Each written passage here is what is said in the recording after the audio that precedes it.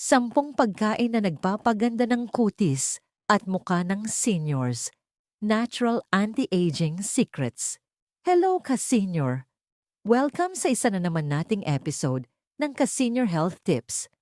Ka-senior, alam mo ba na may mga simpleng pagkain na pwedeng kainin araw-araw para bumata ang kutis at magmukhang mas sariwa kahit lampas 60 o 70 na ang edad? Hindi kailangan ng mamahaling creams o treatment. Ang sikreto ay nasa loob ng katawan, sa tamang nutrisyon at pagkaing puno ng bitamina, mineral, at antioxidants. Sa episode na ito, ibabahagi natin ang 10 pagkaing subok ng siyensya para sa glowing at healthy na balat ng senior. Una, kamatis. May lycopene ito na tumutulong protektahan ang balat laban sa araw at nagpapaganda ng natural glow.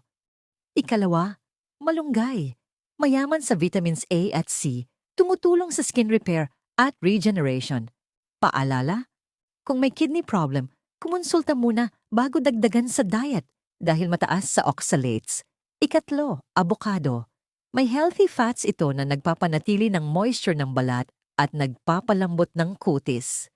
Ikaapat, mangga. Mayaman sa antioxidants at tumutulong sa collagen support para sa elasticity ng balat. Ikalima, dark chocolate. May flavonoids na nagpapaganda ng texture at nagbibigay proteksyon sa balat. Ika-anim, papaya.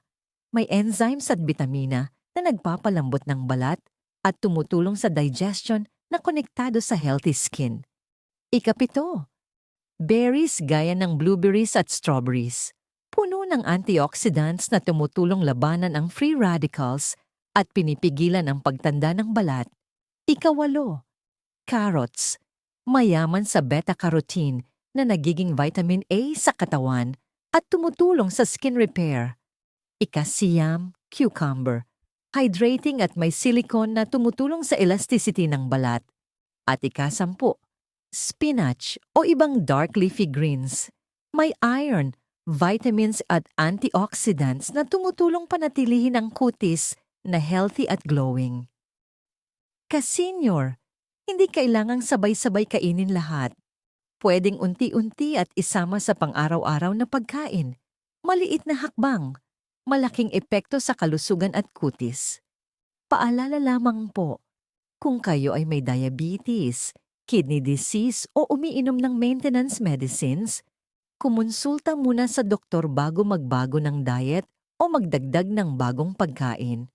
Kung nakatulong sa iyo ang episode na ito, i-like ang video, i-share sa kapwa ka-senior at pamilya, at mag-subscribe para sa mas marami pang ka-senior health tips. Hanggang sa muli, ingat po tayo lagi at God bless.